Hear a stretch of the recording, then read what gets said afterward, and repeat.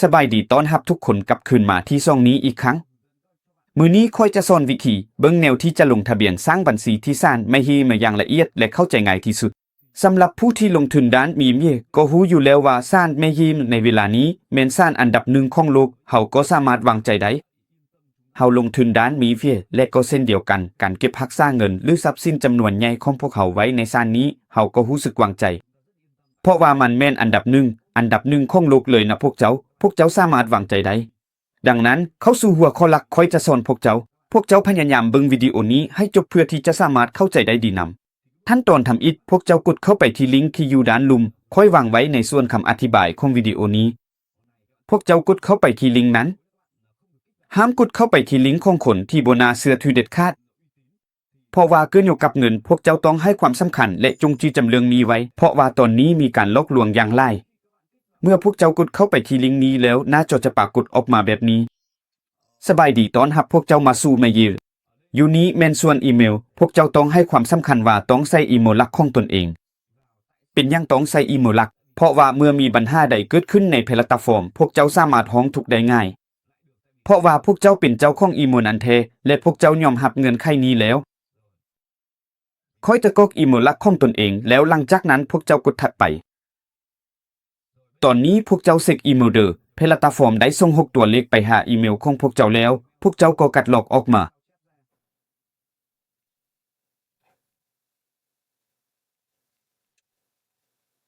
กัดลอกแล้วก็นำมาไปอยู่นี้โอเคอย่างนั้นก็สำเร็จแล้วตอนนี้พวกเจ้าสร้างรหัสผ่านให้แพลตฟอร์มของตนเองเด้อขอให้พวกเจ้าสังเกตว่ารหัสผ่านตัวอักษรต้นต้องเป็นตัวใหญ่พวกเจ้าต้องจื้อบัญชีอีเมลและรหัสผ่านนี้ไว้เพราะว่าเดี๋ยวพวกเจ้าจะเข้าระบบผ่านแอปเพื่อเข้าไปใช้งานในแพลตฟอร์มแล้วพวกเจ้าก็กดถัดไปเลยอย่างนั้นก็สำเร็จแล้วดังนั้นพวกเจ้าก็ได้สร้างบัญชีในแพลตฟอร์มสำเร็จแล้ว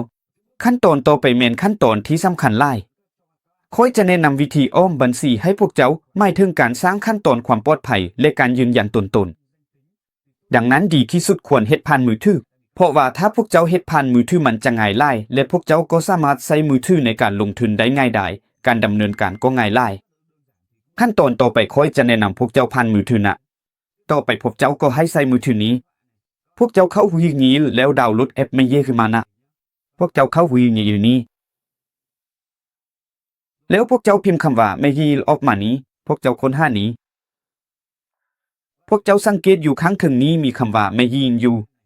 ทีนี้ค่อยดาวน์โหลดไม่เย็นแล้วพอกำลังใช้อยู่เลยบ่ดาวน์โหลดอีกสำหรับผู้ใดที่ยังบ่ได้ดาวน์โหลดก็สามารถดาวน์โหลดได้นะพวกเจ้ากดเปิดนี้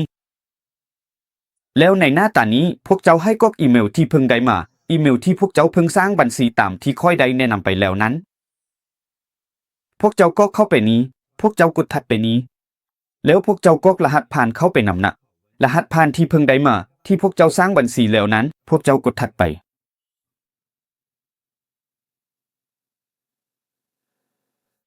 แล้วตอนนี้พวกเจ้าให้เช็คที่อยู่อีเมลอีเทของตนเองนำทางซ่านได้ส่งรหัส6ตัวให้พวกเจ้ากัดสำเนาแล้ววางเข้าไปเลยพวกเจ้ากัดสำเนาแล้ววางเข้ามาบนนี้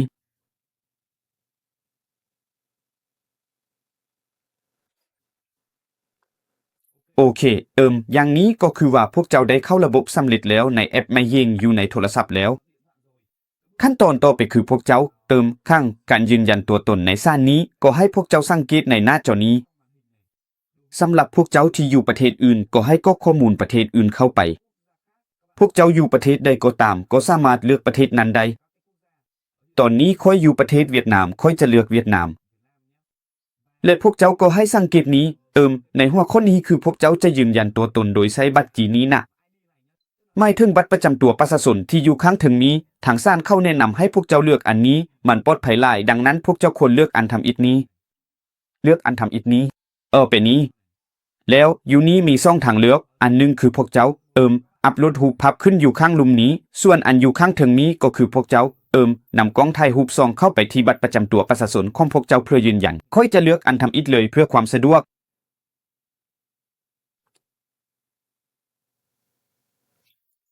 แล้วพวกเจ้าเปิดกล่องหลังขึ้น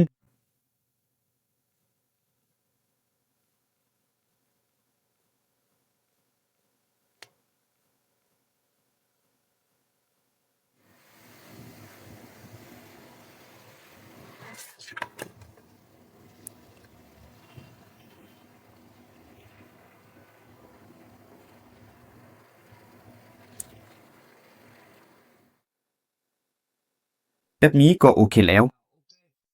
ขั้นตอนต่อไปพวกเจ้าต้องสแกนใบหน้าแม้นว่าเว็บไซต์จะยืนยันใบหน้าของพวกเจ้านั้นพวกเจ้ากดต่อไปนี้ดีพวกเจ้ายกออกมาแบบนี้พวกเจ้าทอดหมวกเตือนว่าพวกเจ้าทอดหมวกออกนำเด้อพวกเจ้าทอดหมวกออกพวกเจ้ายืนยันบ่แม่นหัวคงทาน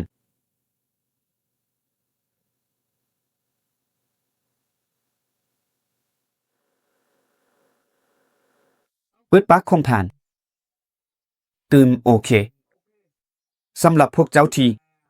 สำหรับผู้ใดที่ยังบ่ได้ยืนยัน 100% พวกเจ้าจะยืนยันได้แน่นอน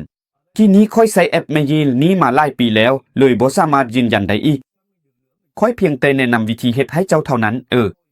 ขั้นตอนต่อไปค่อยจะแนะนำพวกเจ้าวิธีการรับประกันความปลอดภัยในเว็บไซต์นี้นะ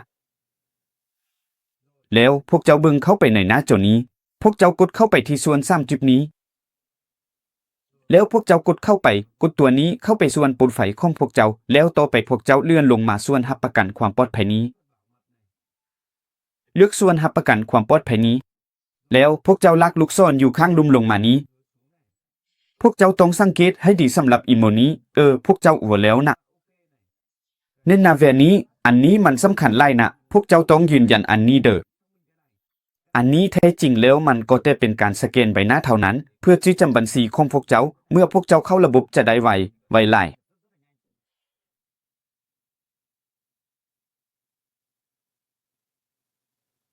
พวกเจ้ากดสอบอีโมนี้แน่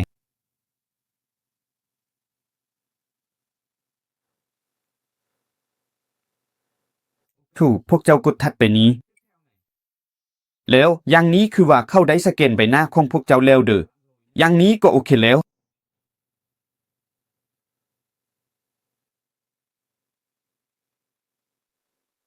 นี้ดื่มนี้ซ่องนี้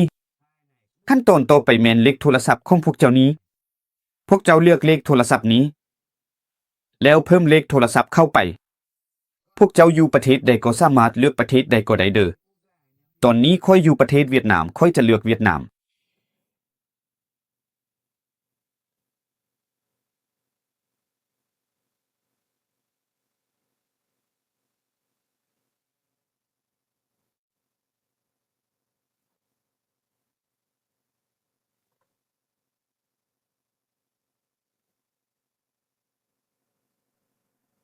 ถูกเจ้าส่งไปเลย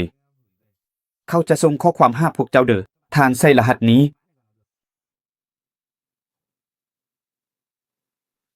จอกลงดังนั้นทานได้รับประกันส่วนโทรศัพท์กูยัยเถและนั้นแม่นมันข้าพเจ้าได้แนะนำทานเกี่ยวกับวิธีการสร้างบัญชีและกั้งตัวตนนี้และบางความปลอดภัยของการแลกเปลี่ยนดีตกลงสุขดีในการเดินทางการลงทุนของท่าน